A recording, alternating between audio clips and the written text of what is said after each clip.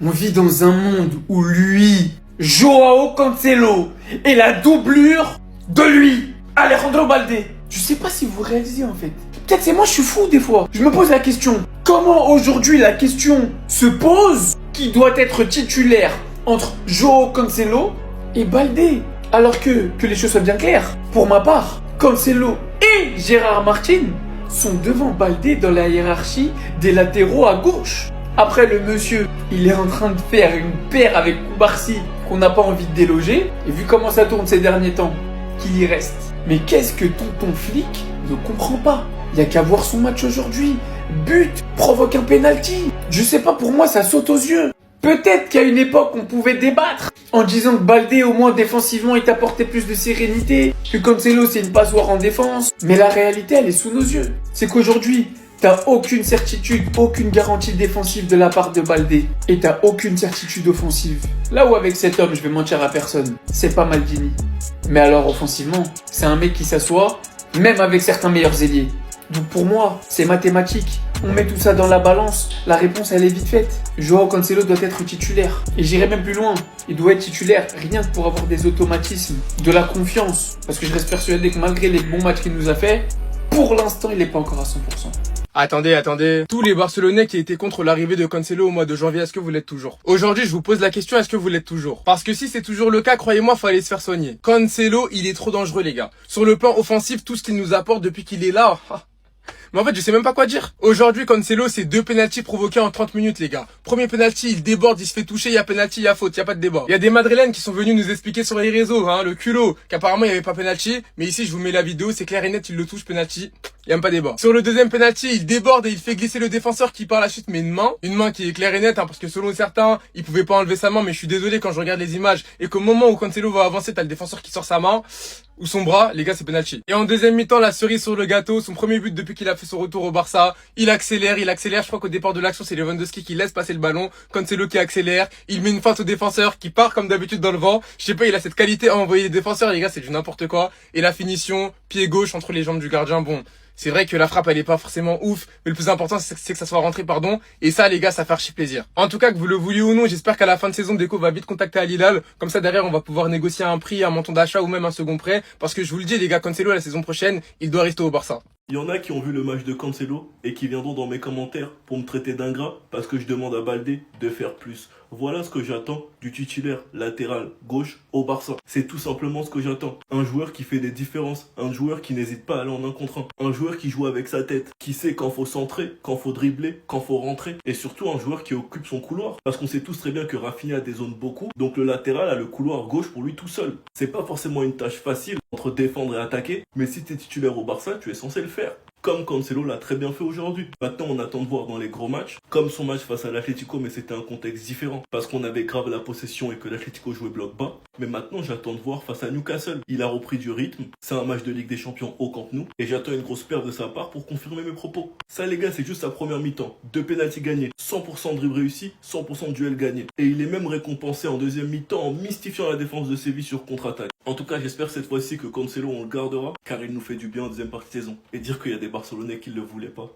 Après 204 jours, Gavi est de retour. Lui qui a traversé des moments compliqués à cause des croisés. Lors de la saison 2023-2024, il fait son retour lors de la saison 2024-2025 en deuxième partie de saison. Il fait une top pré-saison et au début de saison, on apprend qu'il doit se refaire opérer car l'intérieur de son genou s'est totalement gâté. Et il fait son retour dimanche 15 mars 2026 avec un geste fort de la part d'Araujo qui lui donne le brassard de capitaine. Au Camp Nou, ça criait déjà Gavi à la 60e minute. Beaucoup le critiquent, beaucoup le sous-estiment, mais on n'oublie pas que Gavi c'est un crack et qu'il le prouvera. Tous les vrais supporters du Barça qui étaient là lorsque ça allait pas, la saison 2021-2022 et la saison 2022-2023 lorsqu'on gagne la Ligue, tout le monde savait que l'un de nos patrons au milieu de terrain, c'était Gavi, quand Frenkie de Jong et Pedri étaient souvent blessés malheureusement. Son absence durant la saison 2023-2024 a complètement bouleversé Xavi, laissant un vide au milieu de terrain. Et maintenant j'ai hâte de voir les plans de Flick pour Gavi. On a vu son plan pour Pedri, on a vu son plan pour Frenkie. Maintenant on attend de voir son plan pour Gavi. Car avant que Flick arrive au Barça, on avait entendu que Flick avait un plan pour Pedri, De Jong et Gavi. Que tout était prévu qu'il venait voir les matchs du Barça. Mais avec sa blessure, on n'a pas pu le voir. Mais Flick lui a dit de toujours être soi-même et de courir comme je sais le faire. Et qu'il se sent super bien.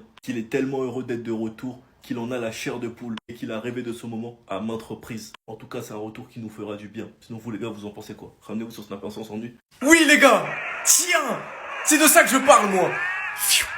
C'est cette fumée-là qu'il nous fallait sur le côté gauche. Tiens, 2 pénaltys provoqués, 1 but. C'est trop ce joueur, c'est trop le match qu'il nous a fait aujourd'hui. C'est le Cancelo des plus belles années, je vous promets que quand il est comme ça, quand il sent qu'il a le dessus, c'est trop. Ce que le côté gauche il nous a proposé aujourd'hui, c'est ça qu'on demande. Avec Rafinha qui met un triplé, on espère que ça va le remettre en confiance parce qu'il était pas dedans ces derniers temps. Bon, c'est Rafinha qui a été élu MVP parce qu'il met un triplé, hein. Mais je vous promets que moi, j'aurais mis Cancelo direct. C'est trop. Ce qu'il fait avec le ballon pour un latéral, c'est trop. Baldé, je suis désolé, hein. Mais là, je suis pas sûr que tu vas retrouver ta place très très vite, hein. Enfin, le Barça qui réussit à se rendre un match facile dès le début du match. Notamment, justement, avec Cancelo qui provoque les 2 premiers pénaltys. Et ce jour-là, vous vous arrangez, vous me le prolongez. Vous prolongez son prêt. La saison prochaine, il est avec nous. Oh les gars, je vous promets, il fait trop kiffer ce joueur. Merci Joao pour ce que t'as proposé aujourd'hui. Continue comme ça s'il te plaît. Nous vous en pensez en commentaire, guys, pas vous abonner, vous êtes des bons de nous, on avance. Non, tu t'es trompé.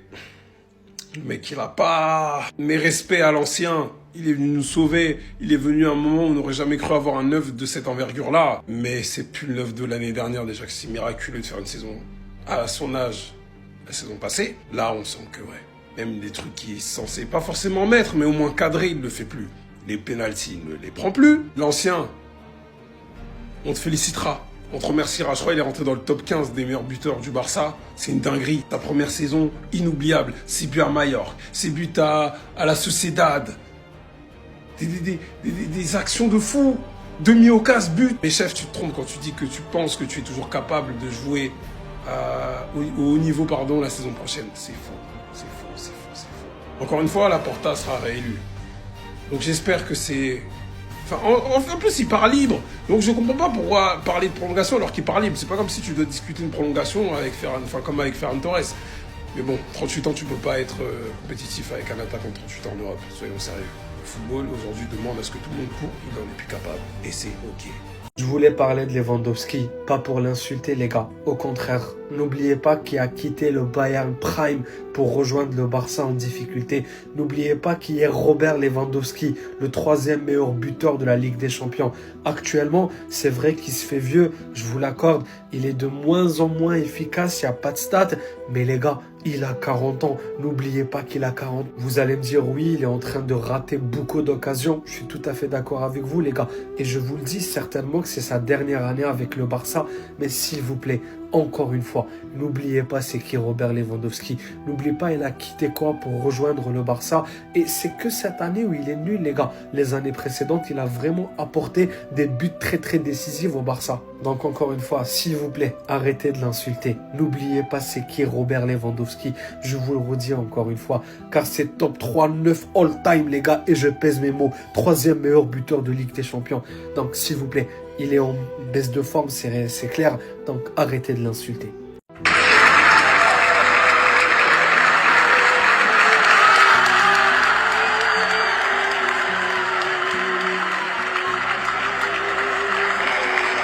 Vous avez vu l'action en direct, les gars. Araujo part en courant pour lui mettre le brassard de capitaine.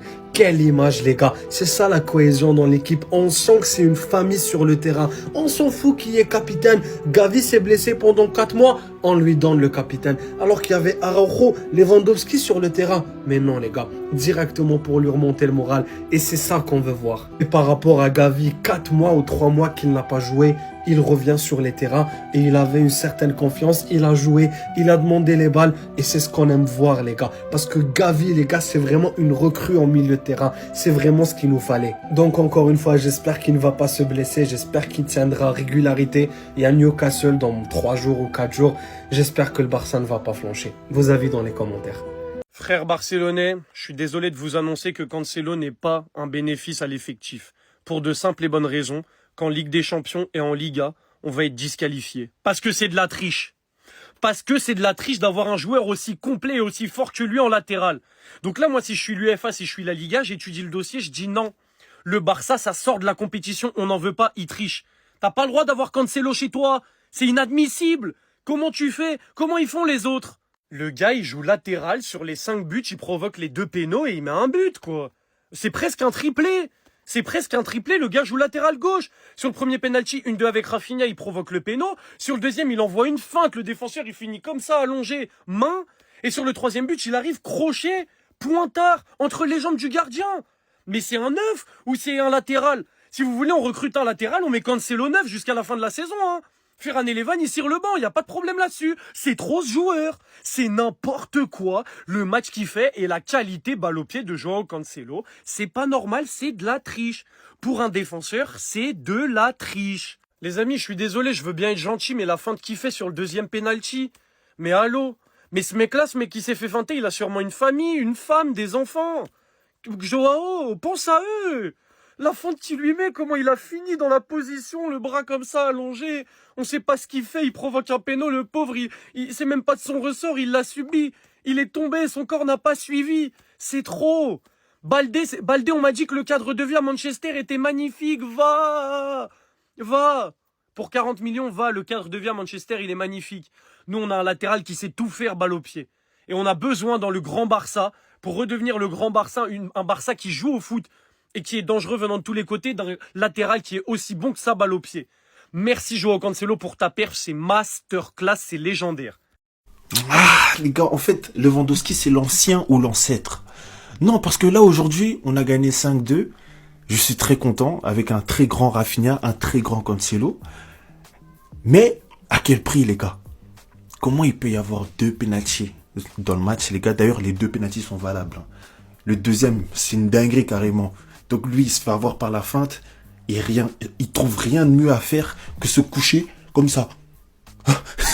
Il se couche comme ça. Et l'arbitre, il doit pas siffler, bref. Comment il peut y avoir 2 pénaltys, les gars? Lewandowski, ça lui dit même pas, vas-y l'ancien, va tirer. Ça veut dire quoi, ça? C'est-à-dire c'est l'ancêtre. Il est même plus dans la hiérarchie. Wesh. Les gars, je crois qu'il a eu 2 bonnes actions dans le match. Ces 2 seules bonnes actions, c'est quand il fait son rôle de neuf, voilà, il fait office de présence dans la surface sur le but d'Olmo, et quand il se fait jeter comme un chien là sur le but de Cancelo. Voilà, c'est ces 2 seules bonnes actions du match, les gars. En tout cas, la victoire, elle est belle. Cette équipe de Civé nous avait cassé le cul à l'aller, faut pas oublier, et c'est pas une victoire anodine. Le coach, il a bien pu faire tourner Pedri, Yamal qui rentre, qui se foule pas trop. Tout était parfait aujourd'hui. C'était Sejorinho do Brasil. Et dites-moi ce que vous avez pensé de ce match en vrai. Pow!